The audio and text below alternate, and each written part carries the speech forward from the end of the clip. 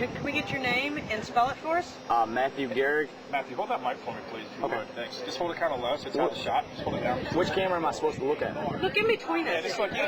Just talk to like you're talking to me. Yeah. Okay. Matthew Gerig. MATTHEWGERIG. Can you just sort of, like you're telling me a story, tell me what happened tonight? I was talking to Sheldon. It was probably about 7:30, and he was like, "Hey, you want to go up and fly for a little bit?" And I'm like, "Sure." I've never been up with him, and he's had his plane for a while, and I've always wanted to. I like flying, and I always wanted to go up. And we went up, and we were up probably 40, 45 minutes, and we were about 8 miles east of here, and it started storming, like lightning and raining. So we headed back, and he's like, "I can't find the airport," because it was storming real bad by now. And we found it, and we made one pass, but we were so far off with the wind and everything. We made another pass, we circled back around, and we were lined up fairly good, but then the wind caught us and just blew it sideways. So we had made another pass, and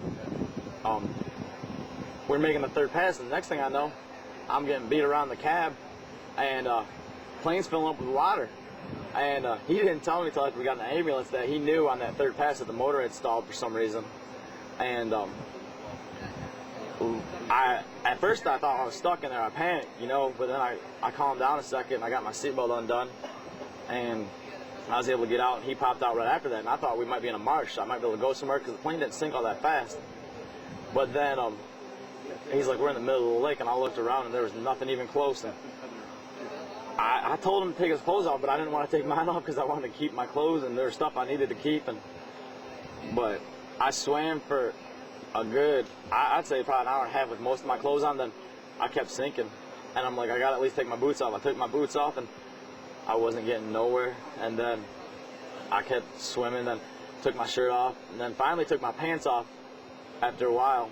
And because I kept sinking, I'm like, I'm not gonna make it. And I wasn't even making any progress, and I hadn't heard from him in about an hour. And so I thought he sank, because as soon as we got on the plane, he's like, I'm gonna drown. I'm like, hang on, man, I'm gonna go for sure. And he seemed to be staying there, but after a while, he actually caught up with me because I was swimming the wrong way. He's like, you gotta swim with the waves. And we kept swimming, and finally we got about 200 yards from the shore, and we were screaming the whole time. About 200 yards from shore, I saw spotlights over there, and I knew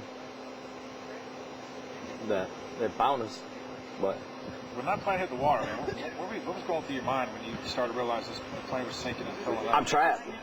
I'm going under. That's all I thought. You know what? Well, we were so lucky to land perfect. The plane landed perfect in the water. I guess he says he knows. I don't know if he got lucky or if he tried to land it like that. He never said.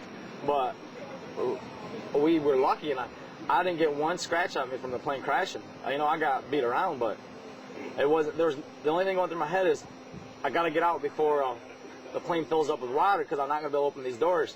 And so I'm trying to get these seatbelts off, and it was the first time I was in that plane, and I started freaking out. But then I calmed down and remembered there was just one latch, and I pulled it, and it released real quick, and I popped right out. And then I saw him struggling a little bit, and he popped right out, and then I didn't know. I'm like, okay, I don't have a choice. You know, I thought about we could float out there, but we ain't gonna float. Nobody's gonna see us till tomorrow morning. And we made it. And he kept screaming the whole time, like, save your energy. But it was probably him screaming after he got closer. You know, I saw a car. I started screaming too. Then we saw them spotlights, and it seemed like it took forever for him to fire up that pontoon boat. Some guys over there had a pontoon boat that I don't think could go any slower than it did. Because I'm like, please hurry up. Because about 15 minutes before they spotted us, my left calf had cramped up so bad that I couldn't even use it anymore. I'm laying on my back trying to just stay afloat, and because I knew we were both getting pretty close. I knew eventually if I could lay on my back, I'd wash up somewhere or something, because it might take a while. But after I took all my clothes off, I was able to float on my back somewhat. I was taking in a lot of water, but I figured I could make it. Just send out like a distress signal or anything before the plane hit the water? No, I don't. I think it all happened so fast, and the plane didn't come apart or anything, so no beacon happened or anything. And it just all of a sudden, you know, we made a thing. And I never imagined anything like that could have happened in all my life. You know, and it's bad enough we survived the plane crash, and the whole way back, I'm like, man, I'm gonna get eaten by an alligator now. after surviving a plane crash, because, you know, I was scared. There's a lot of gators out there in that lake. But, Got any family? yeah, my family's all from Michigan. Does that run into your mind? Never gonna. Yeah, there was a lot there, but That's one heck of a night. You had a plane crash, then you had to basically swim through an alligator-infested water and deal with cramping and the temperature and yeah, the the distance. temperature wasn't bad. It wasn't, you know, and the funny thing was the sheriff officers said that they did see gators out there when they were looking for the plane, but I'm just glad we didn't see any, because, you know, I was out there flopping around like a fish, and it was pretty crazy, you know. It's been a long night, and I got to go to work early in the morning, so. Count your blessings tonight. Oh yeah, I don't think I've ever been this happy. But yeah, I thought I was gone a lot, but we made it. How you holding up now? Now I'm just so happy because I thought we were gone.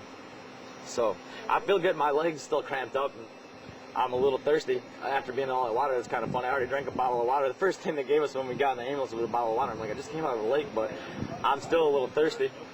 But it was funny. We got in the boat. I'm like, sorry, I'm naked, but I kind of had to take my clothes off out there. And I don't know. It went pretty good. You know, it'll be a good story once my friends find out in the morning. I called them when we were going up. They're like, you're going where? Because they wanted me to go meet them and go out to dinner. I'm like, no, I'm going up to the plane right now. He's like, all right, give me a call when you get out. And I'm like, give me a call when we land. And so. Anything else on that, man? That's all I got.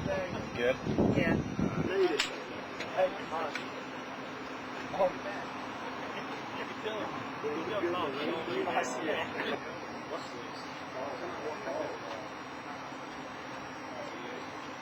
He looks like Batman, doesn't he? Jada.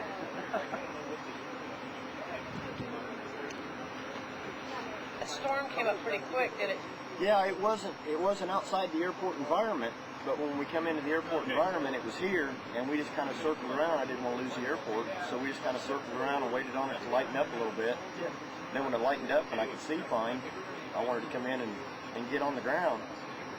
And we went around a couple times and come by once, had a missed approach because I couldn't see real well.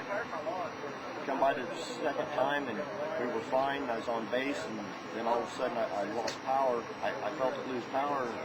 I was making sure I had my carb heat on, and then I shut my carb heat off and was messing with the throttle, and finally I realized I wasn't going to get it going, so I just flew it best I could. And of course I couldn't see the water at the start, couldn't see anything. And once I lost sight of the runway, I knew we were down low enough to be behind the brush and stuff, so I started pulling it back, and I think we was probably about 40 knots or so when we hit the water. He was saying that, were you able to get out a call at all? I didn't even think about that. You didn't. I didn't. It all happened so quick because on base I was at about 600 feet, and then when I was on base is when I started losing power, and I started messing with things and just tried to turn final, hoping I was high enough, and I wasn't. I had extended my final because of the weather, so I could make a good approach, and I was too far out, and I didn't even think about having time to do anything but try and fly the plane. How long you been a pilot? About 6 years. First time you've ever had any kind of incident, you know, Very first time. going through your mind when that plane hit the water? Actually, I was holding it off and didn't even realize we was going to hit the water until we hit it. I knew we were closer than we should be, and when I couldn't see the runway, I was trying to slow it down, but I was trying not to stall it, and then probably got as slow as I could get without stalling it about the time we hit the water. So it really, a lot of luck involved there. How you feeling now? Well, I got some anxiety and stuff, but I guess I'm fine. I'm very happy to get in. Probably the most exercise I've had in years. What's your name? Sheldon? Last name Sheldon? No, Sheldon Kinser. What? No, can you spell your last name, please? Kinser. Sheldon, thanks very much.